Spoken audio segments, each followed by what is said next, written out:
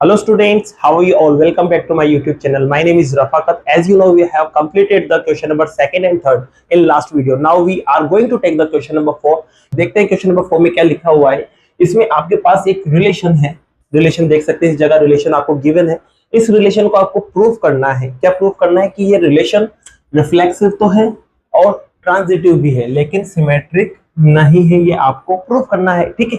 तो बच्चों first of all अपन यहाँ रिलेशन को लेते हैं और रिलेशन देखो आपको क्या दे रखा है। तो यहाँ रिलेशन लिखते हैं। सबसे पहले आपको दे रखा है a comma b such that a is less than and equal to b, ठीक है। तो यहाँ पर a और b में आपको एक रिलेशन दिया है और वो रिलेशन क्या बता रहा है बच्चों? आपको रिलेशन बता रहा है कि a जो है वो लेस देन एंड इक्वल आना चाहिए b के। अब आपको पता है इसके दो मतलब होते हैं, इसके दो मतलब होते हैं। इसका मतलब होता है a इक्वल टू b और इसका मतलब होता है a less than to b। अब इन दोनों में से एक बात भी करेक्ट हो जाएगी तो अपन कह देंगे कि यार यहाँ पर आपका रिलेशन बन रहा है। मतलब दोनों में से कुछ भी एक बात आ जाती है तो इसका मतलब ये है कि दोनों में से कुछ भी एक बात सच होना चाहिए, ठीक है।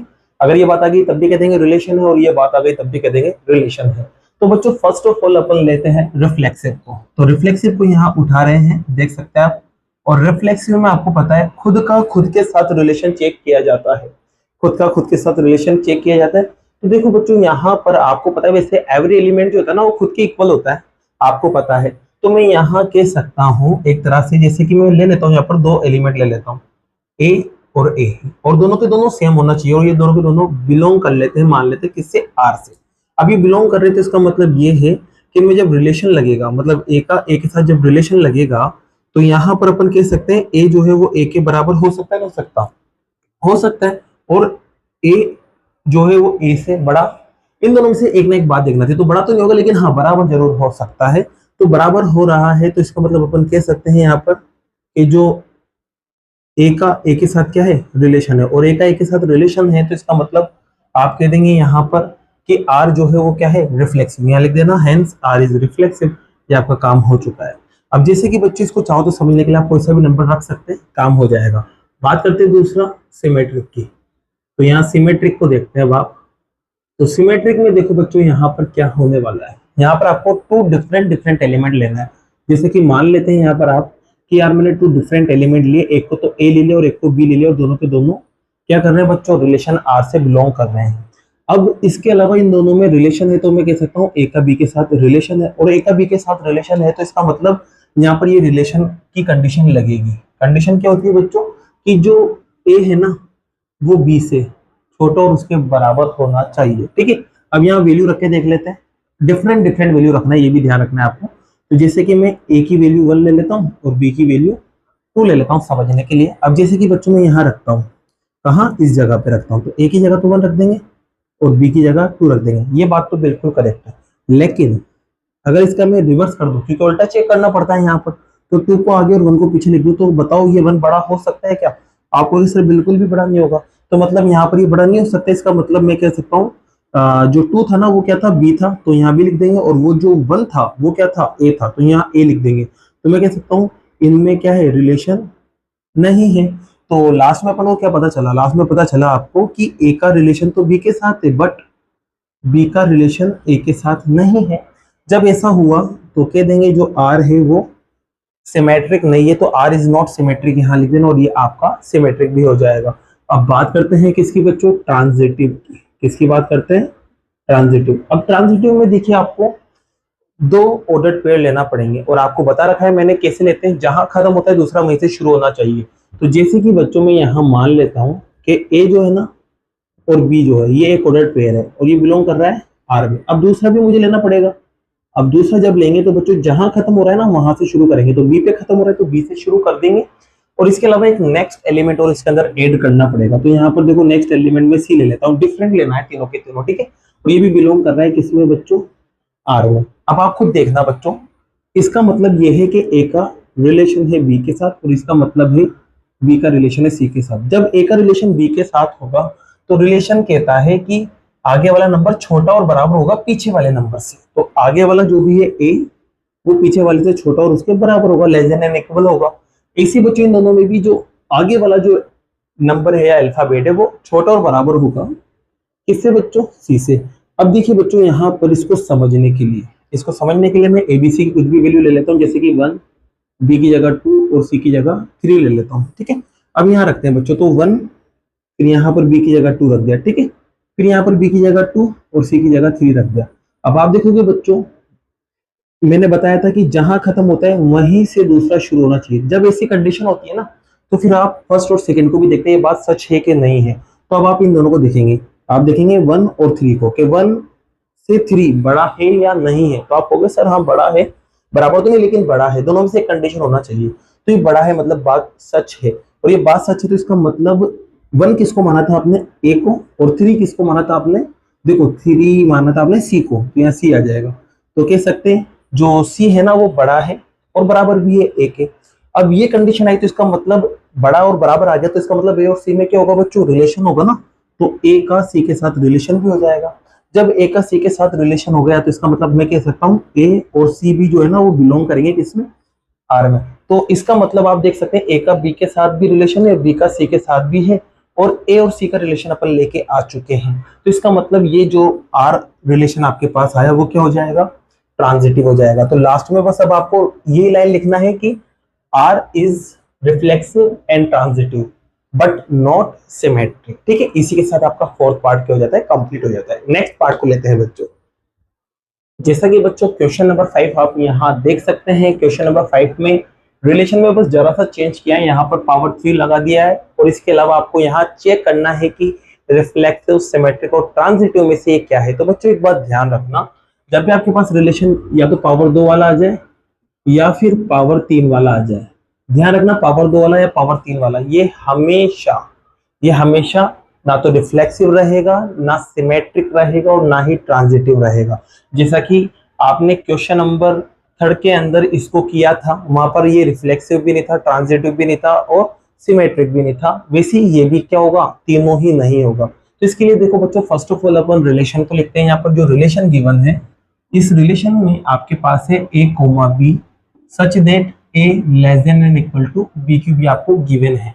अब देखिए बच्चों, यहाँ पर इसका मतलब ये है कि a और b का जो रिलेशन है ना, a और b का जो रिलेशन है वो कुछ इस तरह से शो हो रहा है कि a जो है वो तो एज इट इज रहेगा, और जो पीछे की तरफ जो नंबर है उसका क्यूब हो जाएगा, ठीक है। ये रिलेशन बताता है।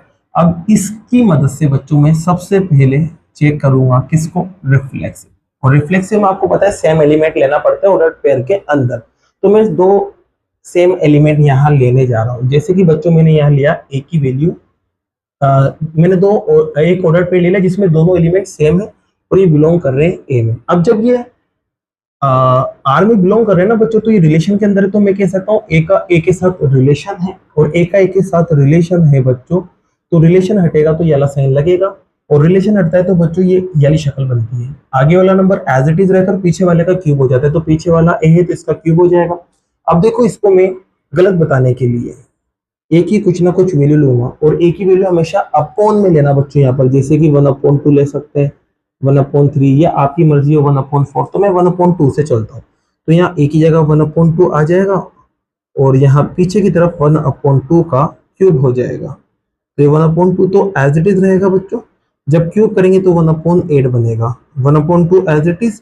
चलो इसको पॉइंट की फॉर्म में लिखते हैं, तो इसको पॉइंट की फॉर्म में लिखने पर 50 आता है, और इसको जब कट करेंगे ना बच्चों आप, तो 0.125 आता है, ठीक है। आपके पास ये आएगा 0. या तो हाँ कुछ ये आएगा 0.125 आपके पास आने वाला है। अब आप देख सकते हैं बच्चों 0.12, आप 2 डिजिट तक ही देखो ओनली।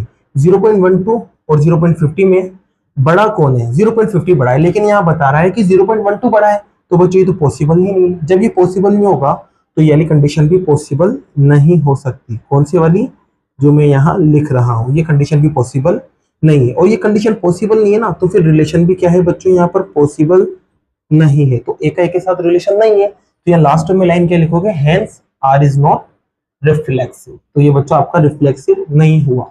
अब बात करते हैं सेकंड नंबर पे, वो है सिमेट्रिक। क्या है बच्चों, सिमेट्रिक। अब सिमेट्रिक में आपको पता है 2 एलिमेंट लेना होता है, दोनों डिफरेंट। तो यहाँ फर्स्ट ऑफ ऑल मैं एज्यूम कर लेता हूँ कि ए और बी बिलोंग कर रहे हैं किसमें, एक रिलेशन में। अब जब बच्चों रिलेशन में बिलोंग कर रहे हैं ना, तो मैंने इस तरह से भी लिख सकता हूँ एक रिलेशन बी से। जब एक रिलेशन बी से, तो रिलेशन को जब ओपन करेंगे तो ये तो एज इट इज और पीछे वाले का क्यूब हो जाएगा, और बीच में साइन लग जाएगा। अब देखिए यहाँ मैं एक वैल्यू लेता हूँ, जैसे कि मैं वैल्यू ले लेता हूँ बच्चों, यहाँ पर ए की वैल्यू तो 1 ले लेता हूँ, और बी की वैल्यू मैं यहाँ पर 2 ले लेता हूँ, ठीक है। अब जैसे कि बच्चों मैंने वैल्यू ली, अब वैल्यू लेंगे बच्चों, उसके बाद इसे यहाँ रखेंगे तो ए एज इट इज, और यहाँ पर वैल्यू रखेंगे आप बच्चों तो 2 का क्यूब हो जाएगा। अब यहाँ पर 2 का क्यूब आपको पता है कितना होगा 8। अब ये बात तो सच है।